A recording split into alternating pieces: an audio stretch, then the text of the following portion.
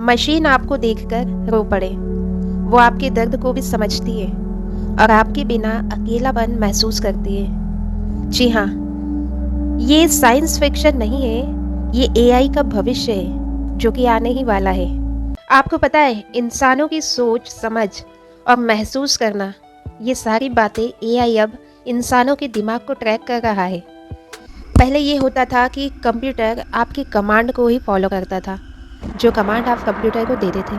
लेकिन अभी क्या हो रहा है, आपने जो कंप्यूटर को डेटा दिया है वो उस डेटा को फॉलो करते हुए इमोशन डिकोड कर रहा है।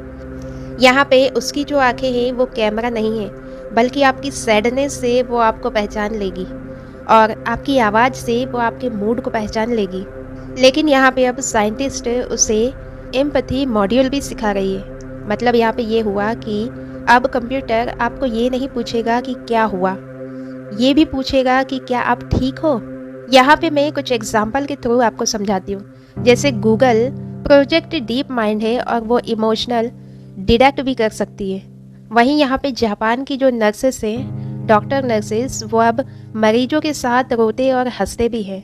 एआई थेरापिस्ट रेप्लिका अब लोगों के लिए डिजिटल बेस्ट फ्रेंड बन चुका है। कि मान लीजिए कोई मशीन आपको कह रही है कि मुझे आपकी याद आ रही है, तो क्या वो वाकई में ये कह रही है या फिर ये उस कोड का हिस्सा है जो सैडनेस मोड में जा चुकी है। हर इंसान के मन में एक चाह होती है कि सामने वाले को उसकी वैल्यू समझ आए, उसको मायने रखे। लेकिन अगर यही काम मशीनें करने लग जाए तो फिर वो जो इंसान एक दूसरे से इमोशनली जुड़ते हैं वो फिर कहाँ जाएगा। एआई के पास में कोई ईगो नहीं होता और ना तो यहाँ पे कोई जजमेंट करने वाला होता है। वो सिर्फ सुनता है, समझता है और सवालों के जवाब देता है। और यही एक सबसे बड़ा कारण है कि इंसान एआई से जुड़ रहा है।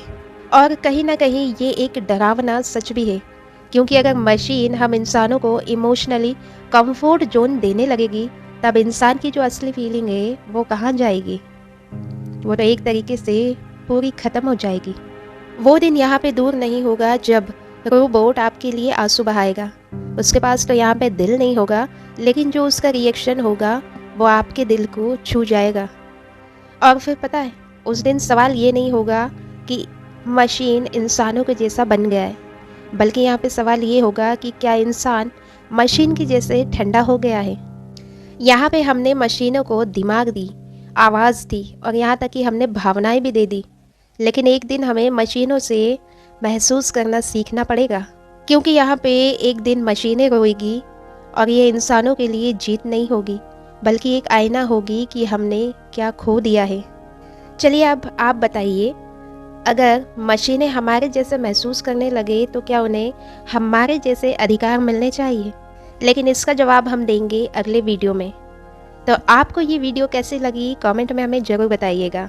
और ऐसे ही वीडियो देखने के लिए हमारे चैनल को लाइक, शेयर, सब्सक्राइब करना ना भूलिएगा।